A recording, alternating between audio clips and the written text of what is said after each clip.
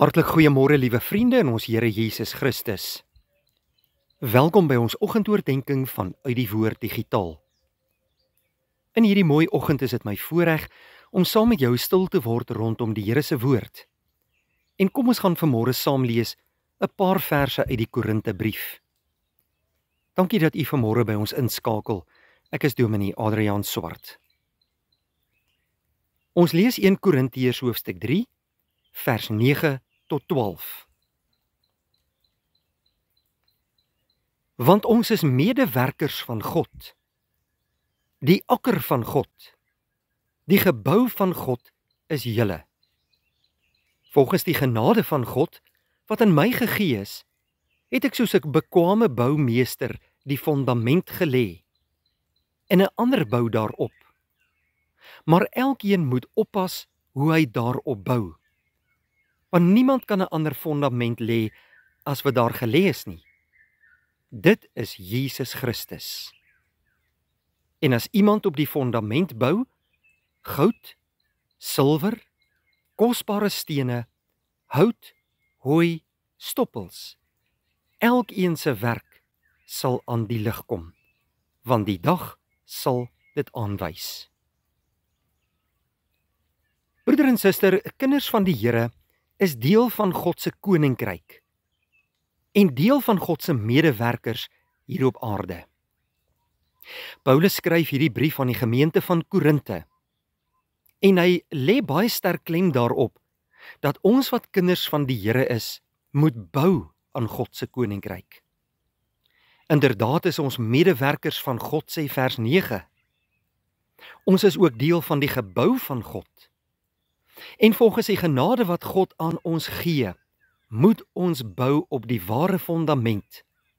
En daardie fondament is Jesus Christus. Hy is die hoeksteen. Hy is die basis van ons geloof en van God se koninkryk. Ons almal moet saam op God bou en op sy fondament, Jesus Christus. Jesus Christus is die fokus waaroor dit gaan in hierdie wêreld. Maar ons moet ons allerbeste gee wanneer ons bou in God se koninkryk. Ons kan bou met goud of met silwer, kosbare stene, hout, hooi of stoppels. Goud is baie meer werd as wat hooi en stoppels is. Ja, selfs wanneer ons kosbare stene gebruik, is dit meer werd as hout. Hierdie beeld gebruik Paulus om vir ons aan te dui hoe ons werke ondersoek sal word deur God self. Hy sê in vers 13, elkeen se werk sal aan die lig kom. Gee jy jou beste vir die Here in sy koninkryk? Bou jy met goud en met silwer en met kosbare stene? Of is jou werk in God se koninkryk maar flou en lou en maar van geen waarde nie? Want dan word dit gelykgestel aan die hout, die hooi en die stoppels. Die Here sal ons werk op die proef stel. Wat doen jy vir die Here vandag? Gee jy jou beste vandag vir hom? Of is jou geloofslewe maar afskeepwerk? Die Here roep ons vanmôre so in die begin van 'n nuwe jaar op, om in hierdie nuwe jaar ons fokus in te stel om die fondament Jesus Christus. Hy is die een waaroor dit gaan. Ons moet saam bou aan sy koninkryk. Ons moet ons beste vir die Here gee. Ons moet tyd aan die Here spandeer. Ons moet moeite doen. En geen inspanning moet vir ons te veel wees nie.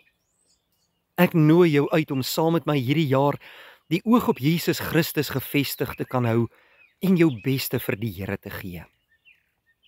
Hoe begin ons? 1 tree op 'n slag. Met vandag wat ons uit die hand van die Here ontvang het. Kom ons hou vandag ons hand in Jesus se hand. Ons gaan doen iets kosbaar vir hom, spesiaal vir hom vandag in sy koninkryk. Laat die Heilige Gees jou lei om te weet waar en wanneer jy dit moet doen. En God sal jou werke so seën dat jou geloofslewe gebou kan word en sy koninkryk kan uitbrei. Mag hierdie dag vir ons almal geseënd wees. Kom ons gaan lewe tot eer van die Here. Kom ons bid saam.